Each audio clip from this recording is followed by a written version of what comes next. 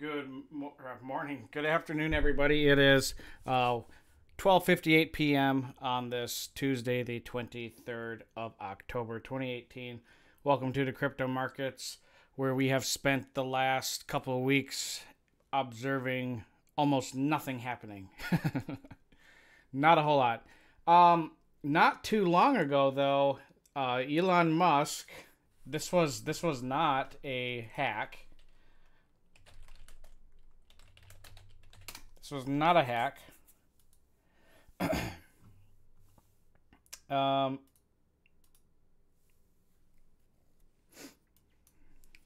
this is what he posted. Want to buy some Bitcoin.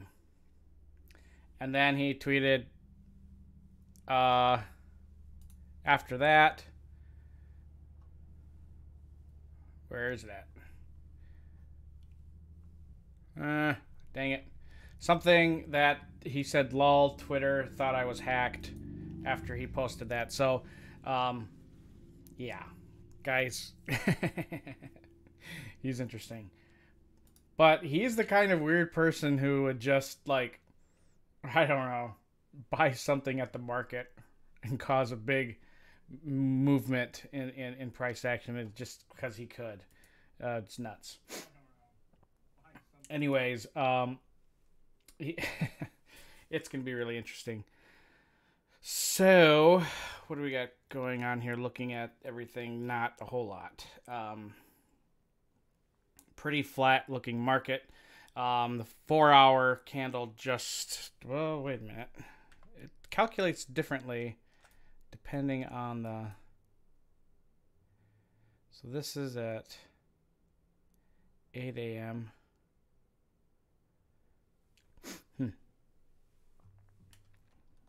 That's different. All right, so got the Ichimoku system pulled up here, multi-time frame analysis on it. We've got the 1 day, 4-hour, and 1 hour chart. Just a really kind of slow downtrending move. Not a lot of movement either way. Look at the bottom chart here on the hourly. We see not a whole lot of anything.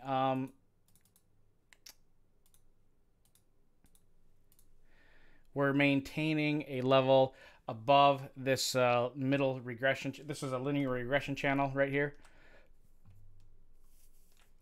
I put 2 extreme outer bands, but then here's the standard deviation in there. And we're just oscillating around this level, and we have been ever since last week on the 15th. We're coming up on 10 straight days of moving around this area. Now, we are actually 7 days into this move. Wait a minute.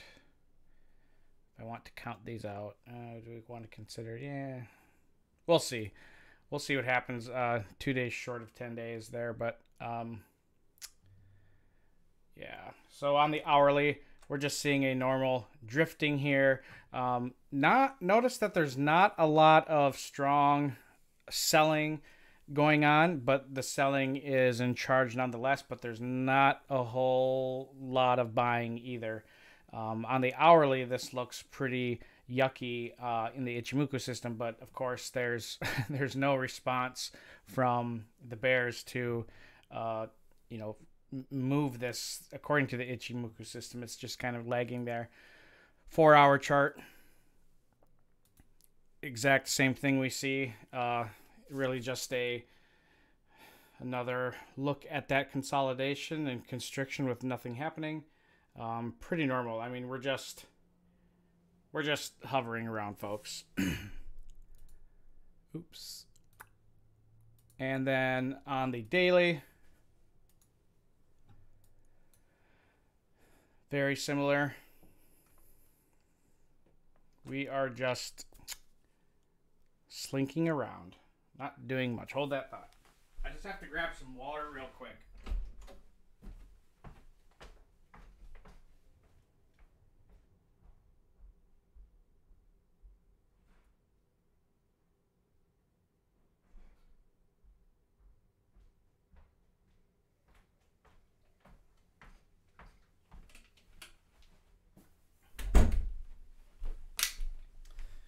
All right.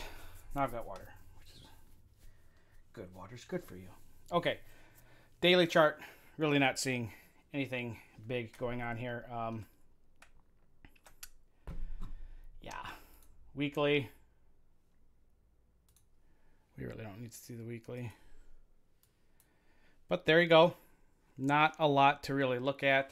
Hourly just looks like it's catching a little bit of a drive there. Ethereum, if we look at Ethereum.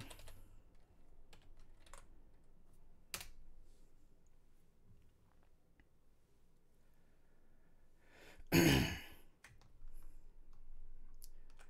this is Ethereum with the Hurst cycles on it.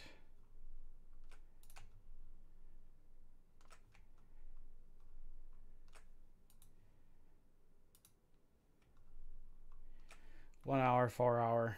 I mean, we're just we just see these wild lines here. So what's interesting is that ahead of us here, at least on the 4 hour chart, that's the 15. Why is it like that? 4, 1, daily. Okay. Daily Ethereum chart. Pretty like, I mean, you can tell how this is a pretty a pretty tight channel that we're seeing travel down. There was some strong selling pressure overnight, it looked like, but that's been retraced about halfway or so. We're up against a couple short-term trend lines on the hourly here.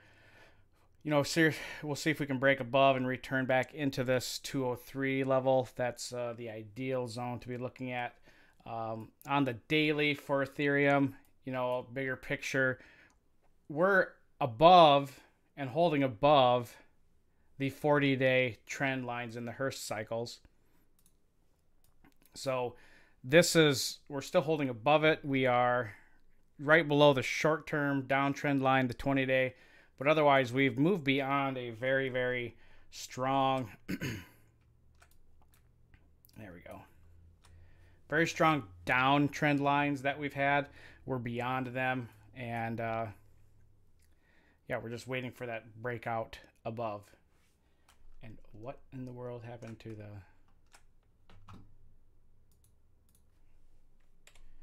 This is one thing that kind of aggravates me about Motive Wave.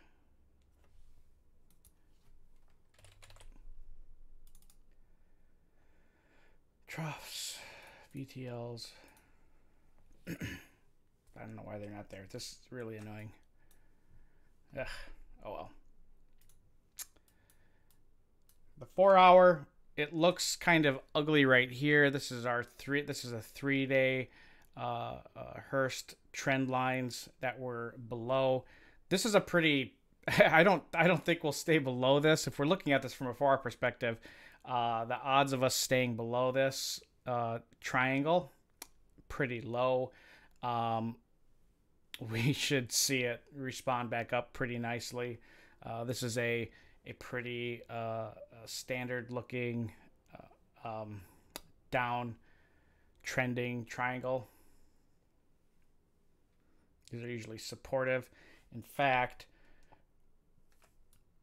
man, look at that gap there. If we wanted to, and I don't know if anybody else notices that there's that head and shoulders pattern sitting in here. There's a couple head and shoulders, but there's another one. You could continue it over here.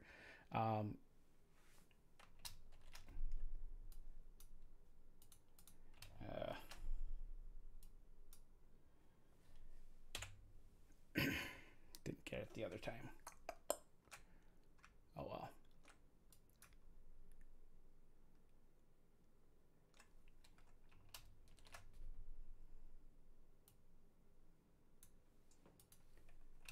Why are you not? Oh god damn it, Motorwave, you are irritating the hell out of me. Oh well. Well, there is a head and shoulders pattern sitting in here that we can see. And the first attempt to complete the shoulder break was rejected on the 8th. And we are looking to see if we can get some responsive buying back to try to test it higher. If we do, you can see that there's a broader head and shoulder pattern here on a long-term time frame. I can get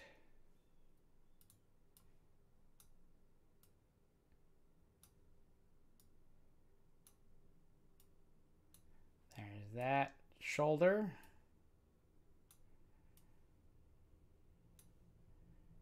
There's that head. And there's the neck.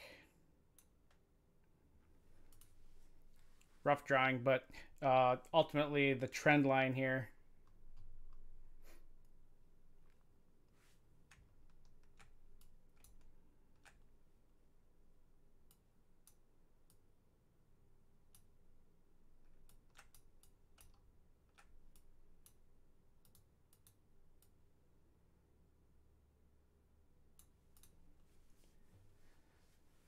we could probably see prices return back up to here before we get some really big sell pressure. That is the most logical area for it to go. There's been we've had a higher low formed down here on the daily. I think Ethereum has a pretty good chance to see like outperform Bitcoin on a structural rally. Where you at?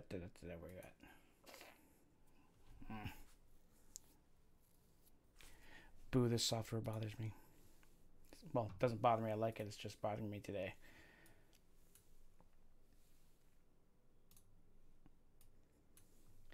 And that's a little better of an image.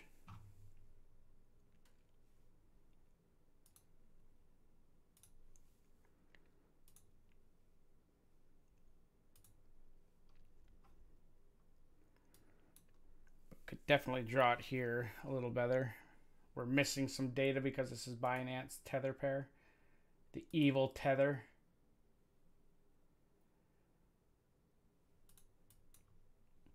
But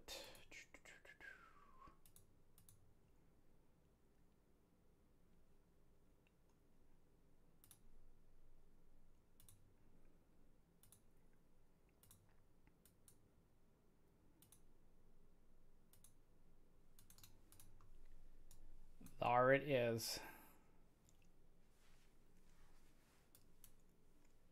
So there's a break of a neckline that we really need to get done here to get any nice bullish pressure into this. We're right up against and trading inside a existing triangle here. So again, this extends all the way to October 31st before this triangle comes to a head.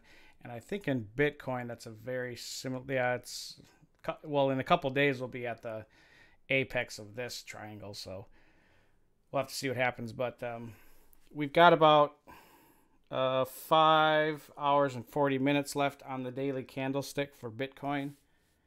And we are well above half to 3/4 of the volume from yesterday. So we'll see if there's actually any responsive buyers that step into this market.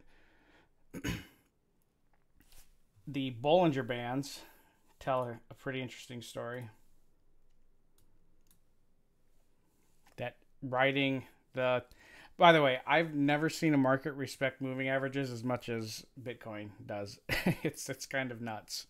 But I think that's a dangerous thing because moving averages are... I think they're the worst. I think they're the worst things to trade off of. Bollinger Bands, they had a squeeze, failed breakout lower, followed by consolidation. Really clear evidence of the next move being up. And yeah, I mean, we're just, even on the weekly chart, we see how tight this is. I mean, there's when a squeeze starts on a weekly chart, no matter the instrument, that is something that does not last very long. If we go back in time here, we see the squeeze on the weekly here in 2015, coming out of that Mt. Gox year.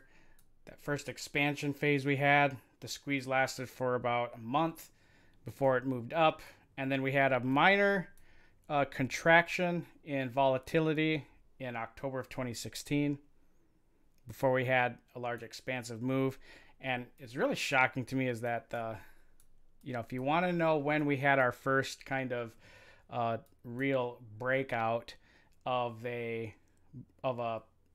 bullish market that we had, because people say that it only happened in 2017. That's not true at all. If you look at the weekly and use the weekly as your basis for major trends, the second breakout over here with the first test of that 20 holding. This is October. Back here. This is telling us that this was the first indications of that bull move when we had our first support found in October of 2016. And so that lasted, this move lasted for over a year. From October 2016 to December of 2017. We had a 14-month massive expansion. All right. And, the rule of thumb is that bull markets last for around 10 years and that bear markets can last for up to 3 years. But, bear markets are usually a much shorter time period than bull markets. That's where we get that phrase, the stair steps. The market walks up and takes the elevator down. And that is a chart that we're looking at right now, the elevator down. I would assume that this week, even though it looks pretty, flattish right now and we're only into Tuesday, last week was a higher volume week, and we actually had a higher close for Bitcoin during the week. I would anticipate us actually ending the week higher than last week. Even though it's kind of a blech move today, I would anticipate that as we move further on into the week here, we will get a bigger move up. And I tell you what, the first test of the upper band of a Bollinger Band that we get, that is going to be something to watch and pay attention to. First on the daily and then the weekly, because if we start to see price activity like this, where we see candles closing on the daily and wicking out above the upper band, that is not a situation that you try to short in. That is just something that you kind of get in and buy. And one of the things that I think can help if you don't like using Bollinger Bands or just in general, Gann used swing charts in his trading, and there's a couple ways to view Gann's swing chart. So, if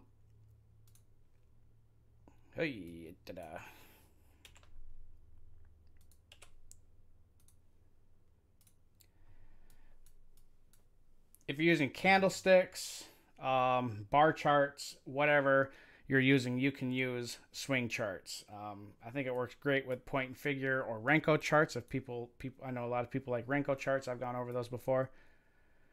But swing charts, there's a TradingView does not have this, but you can still do it on your own. I mean, you can draw these out on your own if you want to, but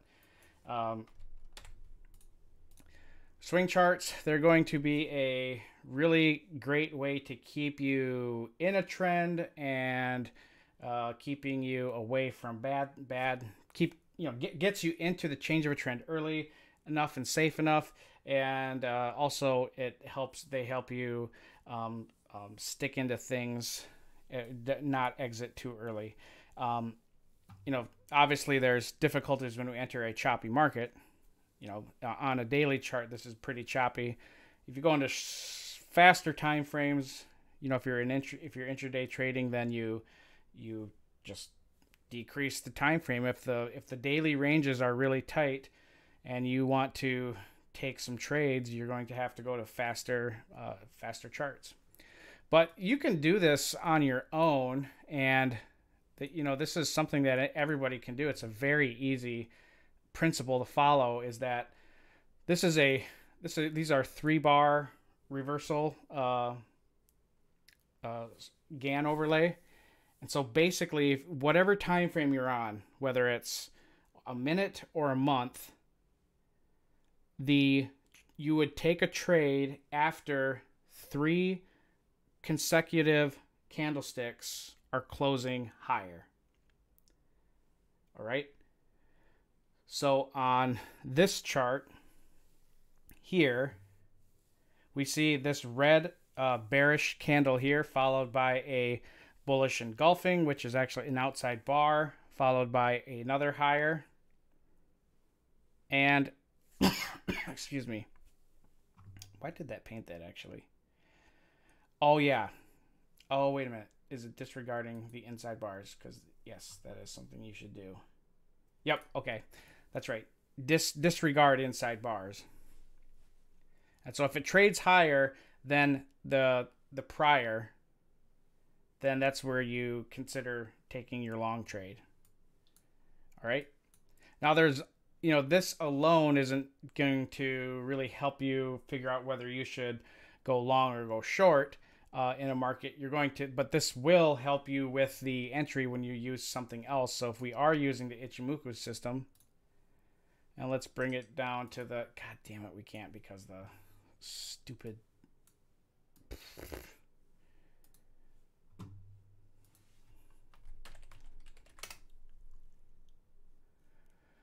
If we go to the 4-hour,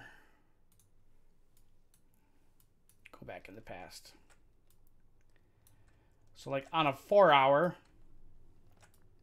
if we look at a market that has been trending up and it starts to face some resistance against the top of the, up against the baseline as it's retracing here. Swing charts will let you know whether or not it's going to be safe to enter. Now, Gann used 3. I think a lot of technicians and analysts now use a 2-bar swing. So we wait for 2 bars for an entry. Now, there's some issues with this because we're going by the actual close of a candlestick. And sometimes you would miss out on a lot of moves. And this one is a good example of that, where if you're going to wait for the actual candlesticks for a 3-bar reversal, yes, that would work out for a short, but you've missed a lot of price movement here already. I mean, really, honestly, the short would have been taken off of this anyways, following just the Ichimoku system. So that's where we get into wanting to use some Renko charts, and we can use TradingView for this, or point and figure.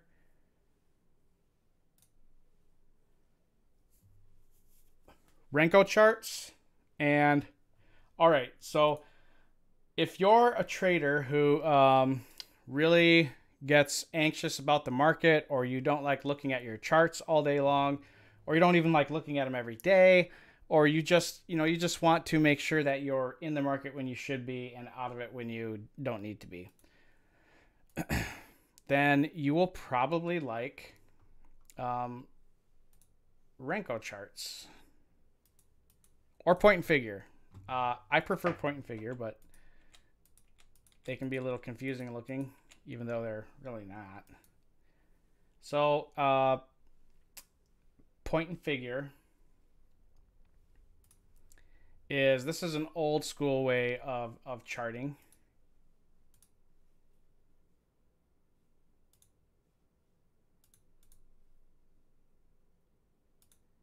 Traditional.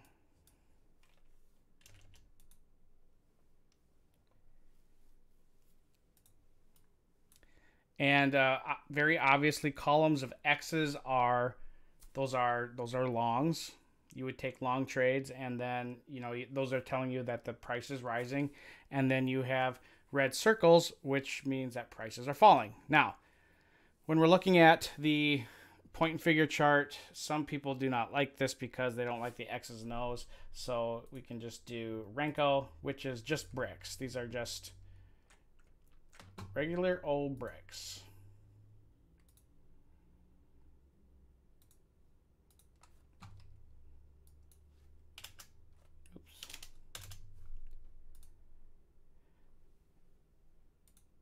Damn it. Okay, why is it?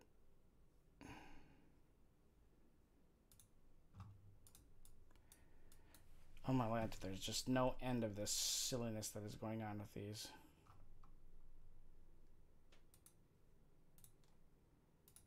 Traditional. Why won't it let me set the reversal side? Oh, okay, good. Never mind. So in Renko charts, the box size, the brick size, you have to determine. You determine that by yourself for each market that you trade. I use a 200 for Bitcoin, a 10 for Ethereum. And then anything else, like if we're talking Cardano, I use a point, what is that? Well, we'll get to that one, maybe. So 200 brick Renko chart.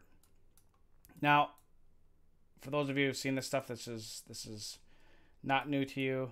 If it is new to you, Renko charts, they change colors according to how many dollars or points or pips or Satoshi something moves up or down. So in order for this green brick right here, if you look up above to the top left, you'll see the open, high, low, and close. If I put my mouse over this brick, it says that the open was at 6,400, and because the brick size is $200, that means they're only worth $200. So from 6,400 to 6,600, that's a brick. And so when we move up $200, this brick is formed, okay? And so forth. And so when bricks change color, you know, this is actually kind of a big deal when you see bricks change color on your Renko charts, depending on how fast, or depending on the size of the bricks. So if some people say, well, okay, well, it moved $200 to form this red brick. Well, that is not entirely true. It is what it isn't, because you got to think about how it got to this red brick. Because you look at this green brick right here, that means that this Renko brick traded all the way up to complete $200 worth of movement, but then it had to travel down 200 and then a further 200 to turn this red. See what I mean? It had to move like double the value to form this red brick. Okay, and that's why when you see changes of the Renko bricks, there's something that you really need to pay attention to and reflect back on to past price action. So this chart here, you can see that you can get whipsawed out of things quite a bit. I mean, Bitcoin has a really high probability of switching things back and forth. And here's the thing. Renko charts don't have a time factor involved. This is just price. Okay, this is only price. There is no time factor involved. It can take a few seconds to complete $200 worth of movement, or it can take months. All right, so if we're looking at, so this was October 10th of 2018, and then the next one was painted 3 days later. Okay, I mean trying to see if there's a big discrepancy somewhere. Well, you can see right here, like there was $400 worth of movement from, actually more than that, from September 5th to September 5th. We actually had 2 bars of movement. But if we look here, September 21st, 25th to the 10th. That's a big difference. We went like 15 days before we saw another brick paint. Okay. And when you see wicks, the wicks are telling you how far something traveled before it formed the next brick. And this is one of the confusing things with TradingView, is that it will wait the time frame of the chart to paint the actual brick. That's why you don't want to use it on like a daily, like a minute or a 5-minute chart. I mean, this is, other software does not do that, but TradingView does. It's fine. But nice thing about Renko is that it gives you a very clear view and a very clear picture of, you know, using some dynamic support and resistance areas. So if you're just eyeballing support and resistance, you can do that pretty easily. You know, this looks like a pretty strong support zone around here. There's been a lot of volume traded at 94.77, or there's a double top up here, which has been a top, major minor top for other moves. More recent, we could look at, here's the February. Yeah, I mean, this kind of gives you a good view of, you know, this low that we saw in February, that's been the low zone for the entire year.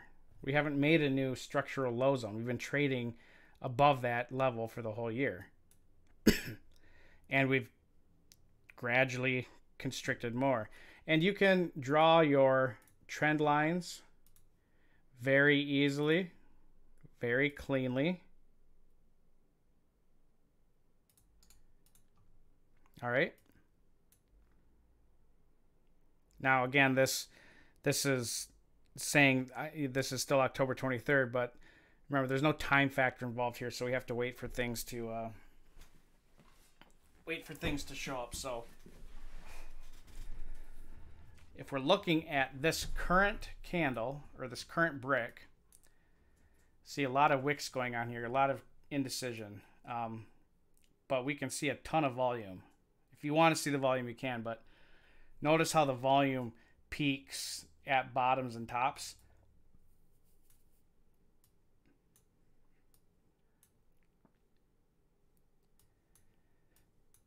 And when you see, if you're trading at some type of what looks like it's forming a swing low and you see volume increasing, that's a good sign that the trend is about to change. Volume precedes price. That's a pretty standard principle.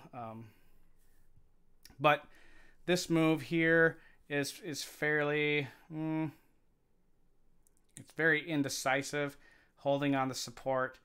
And so right now it's trading at, what are we at? 63.87. It's telling us that this brick here is projected to paint red, but it can move higher. So if we want to be looking to trade higher, if we want to paint another green brick, where are we going to have to trade? We're going to have to get back up to 6,800. Okay.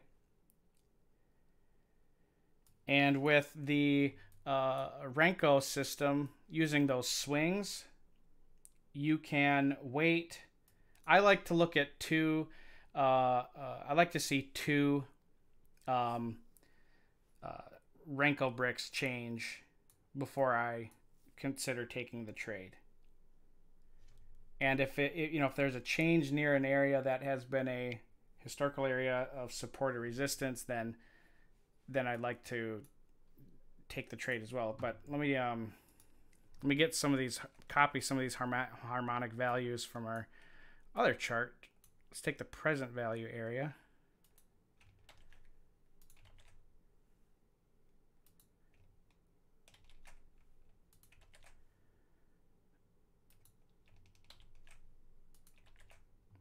And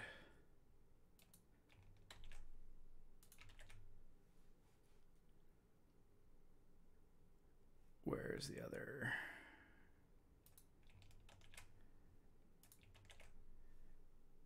Could actually just get the rest of these on here too.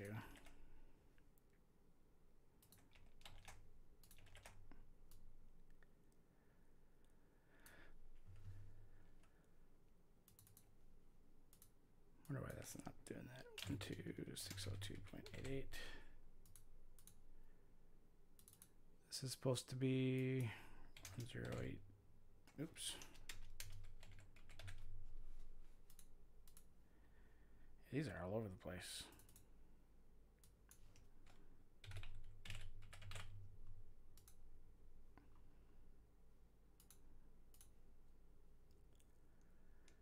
All right, and then we have 57, 56, 71.85.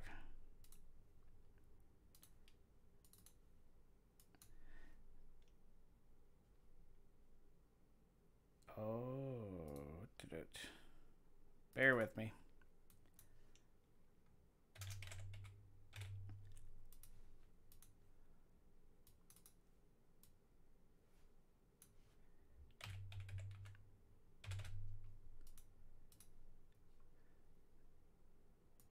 Very Christmassy.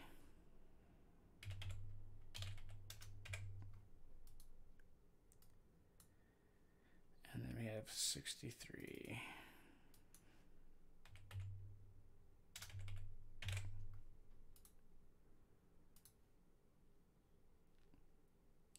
And I'll get rid of those lines that we did just draw. Okay. Now we see we're in this current value area. So, for example, if we're trading, like if we were trading over here and I saw prices coming down to this inner 4/8 harmonic, and then I saw that there was a change in color of the Renko bricks, I'd wait for the second one to change before I would consider taking the long trade. And then I would take that and probably take profit up here. See a retest of this as testing it to see if it'll break through. It held the support and trade it up. So there's a lot of ways that you can use Renko to your advantage, and especially for using static areas of support and resistance. It'll help out quite a bit with finding trade opportunities, and it keeps things pretty clean looking. I mean, you get a good idea of the direction something is gonna go or could go. I mean, it's I don't know. To me, if I ever need to get like just a clear, clean view of what's happening, this kind of does it for me. I've used Renko forever and a day. It's something I check on a monthly basis. And yeah. If you don't like the wicks, some people don't, you can always eliminate the wicks. And then you're just left with this, which is fine. I mean, it's kind of up to each trader to decide whether or not they want wicks or not. Up to you to determine whether or not that would be beneficial to you.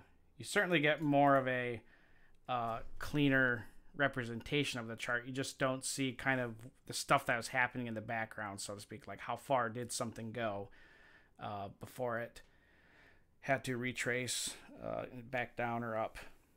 So it's going to vary from person to person.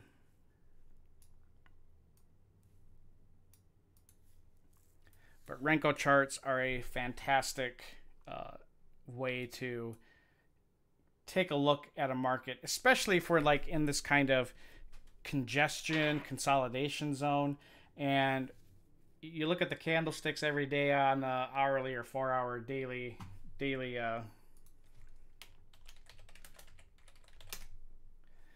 or a daily time period, you know, and you see things stuck in the same range for about 10 days, it's easy to forget, well, what has happened already?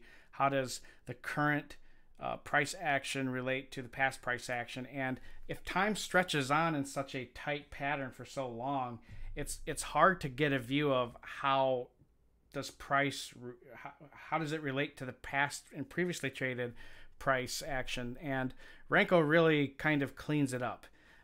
You don't have to look at a 2 weeks worth of $300 trading range, because that doesn't exist. In Renko, we're just looking at price and price only.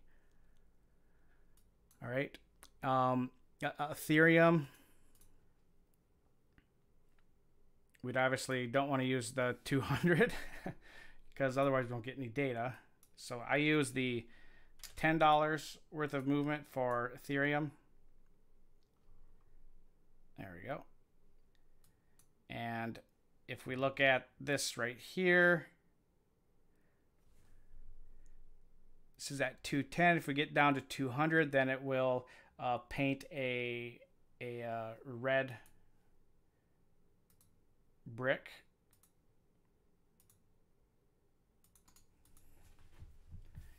So we see we've got a pretty symmetrical triangle going on here with a clear view of breakouts above or below. We had the same thing happen back here.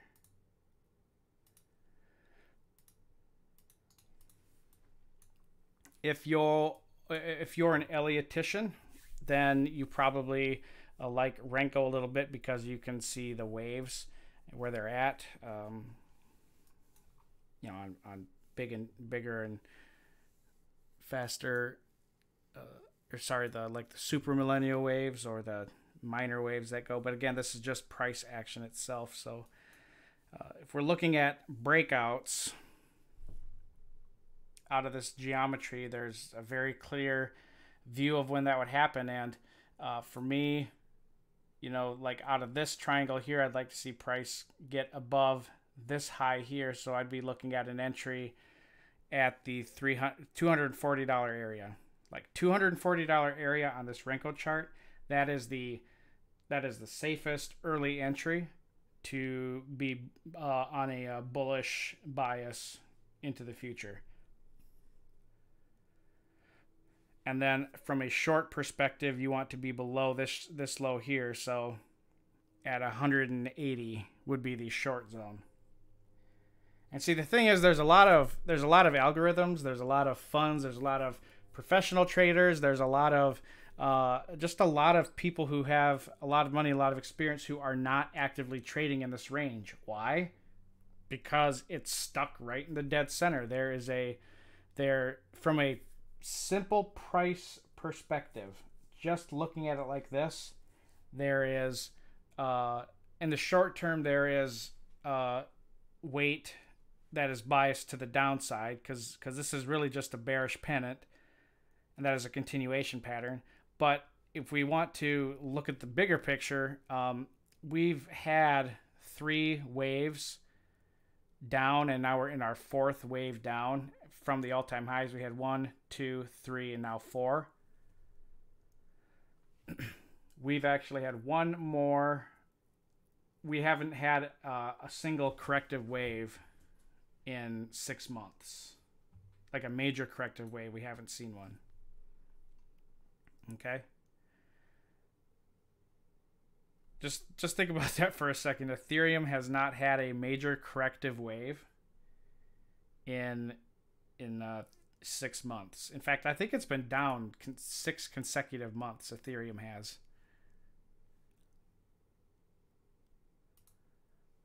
I could be wrong, but I don't think I am. If you go to the monthly chart and 1, 2, 3, 4, 5. Yeah, if we close down this month, that'll be 6 consecutive months. But honestly, ever since February, we've only had 1 month where we traded higher. That was April. Otherwise, ever since May, we have traded down. That is a pretty ugly looking chart. Oof, man. Look at that composite index value. Wow. That is ugly.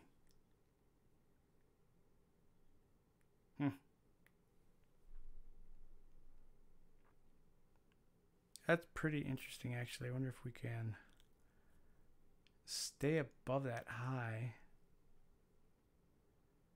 So we had a 1, 2, 3, 4, 5, 6, 7, 8, 9, 10, 11, 12 months higher. We're well half, then we've had 2, 3, 4, 5, 6, 7, 8. We're into our 9th down month. Yeah, that is petering out quite a bit. Then Litecoin. Litecoin's chart. It's really trading at hasn't really changed value in a year. If we looked at a yearly chart, it's stayed the same. in fact.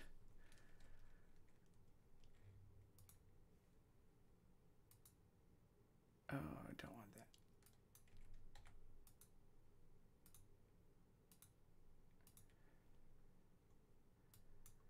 Here's your 12-month chart. Trading just a little bit above. See, okay, really, technically on a yearly chart, we are an inside bar. And so you put the long trade is above the high here at 300. Ethereum. Well, Ethereum is it's actually got an outside bar.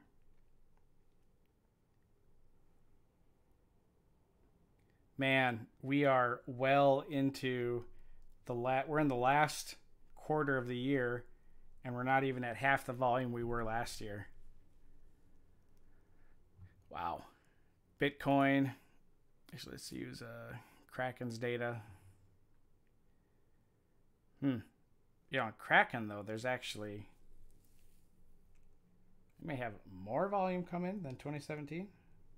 That's wild. What does Coinbase have?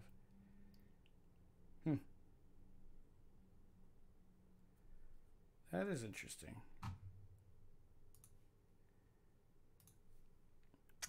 All right. Let's bring it back down. 4-hour charts. Take a look at all these. Bitcoin, I mean, I don't really know what to say about it. It is just a hurry up and wait. Not seeing any major changes here at all. Just going to continue to do what it's going to do. Same with Ethereum. Litecoin. It's just, this is just, it's been trading in the same low region that it has ever since August. Has not really moved much at all. It's been trading in a what range? If we discount this bar here, we've been trading in a $2 range all month. Well, ever since October 10th, rather. Cardano took a little off the table earlier this morning, but it's starting to recover some of that. Basic attention token, understandably, shaved a little off. It was down almost 8%, but it's coming back up. Basic attention token, I think, is going to continue to move higher. I'm happy that there was a deep pullback here. Could go deeper, maybe. We'll see. Nano actually holding pretty nicely. PPT holding pretty nicely. Quantum. Not interested in getting long back in there again. TRX hasn't really moved. Walton Chains actually had a pretty good move over this week. Beginning of this week. XLM.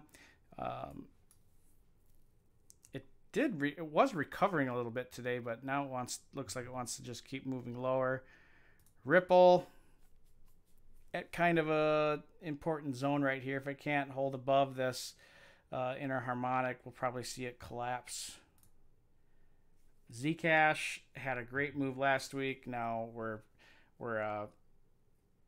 approaching 50% of this range here, but you know, on the 4-hour, it looks like we've got some buying support going on in here. ZRX, similar story. Yeah. Real quick, U.S. equities were sold off pretty heavily earlier in the morning, and now there's been some recovery. I don't know how that's going to last, though. That is a pretty crazy. That's a pretty crazy buyback. Daily candle there. Dow, NASDAQ, S&P. Clear bullish divergence on the daily charts here too. So we'll see how that affects cryptos. Probably not much at all. So anyways, hope you guys have had a good week so far. Yeah, I mean, it's kind of a dull market, folks. And I wouldn't be upset if things move lower. It just means we get to buy things lower and cheaper. But really, ultimately, we're looking at that outlook for the expansive higher market has not changed. That is still in the cards, and that's what we're planning towards. So, anyways, have a good rest of your trade day. Have a good rest of the trade week if I don't see you. And I'll talk with you tomorrow. And for Forex Lens folks, I'll see you tomorrow morning. Bye-bye.